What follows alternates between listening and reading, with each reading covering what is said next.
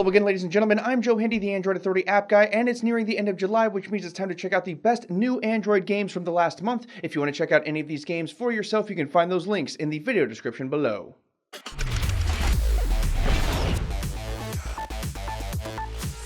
Borderlands 2 was released for Android this month, and it should be noted that it was released solely for Android TV and the Nvidia Shield console. In this port, you'll get the classic Borderlands 2 experience in every way, and the port is fairly faithful. On top of the regular game, this port also includes new characters, new classes, new areas to explore, and more additional content. It's a bit lame that it's only for Android TV and the Shield console, but if you have one of those, this is probably worth the $14.99 price tag.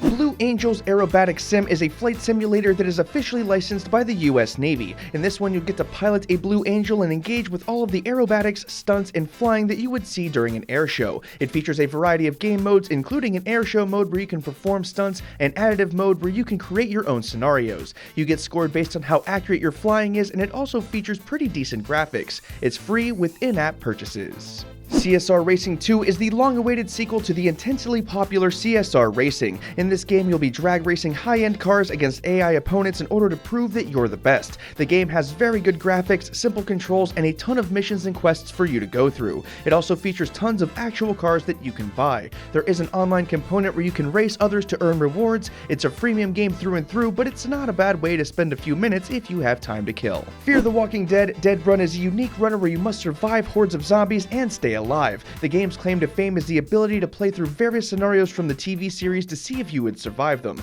It adds to the tense atmosphere by using silhouetted graphics. You'll have over 50 weapons to choose from, and you'll be able to play as a variety of characters from the show. It's nothing groundbreaking, but it is pretty fun. Final Fantasy Brave Exvius is the latest freemium Final Fantasy game. This one was developed by Gumi, makers of Brave Frontier, and you can see the similarities in gameplay. You'll play as two characters who are trying to stop a madman from destroying all of the crystals. You'll be joined by memory spirits from Final Fantasy's past to do battle with you. It's full of Final Fantasy fan service, but thankfully the mechanics aren't half bad. It's worth picking up if you're a fan of the series. After months of waiting, Final Fantasy VII finally saw its official Android release earlier this month. The game remains untouched from prior releases, and all of the gameplay elements, storyline, and even the graphics are pretty much the same as they were before. It's a rather large game and will require 4 GB of space to get it up and running. It also includes some additional options to help you play through the game faster. The price tag is pretty hefty, but there are no in-app purchases, and it's one of the best JRPGs ever released. Of course, the cultural phenomenon of the year is going to be on this list. Pokemon Go has already captured the hearts of millions around the world. For those of you who have been living off of the grid for the last month, Pokemon Go is an augmented reality location-based game.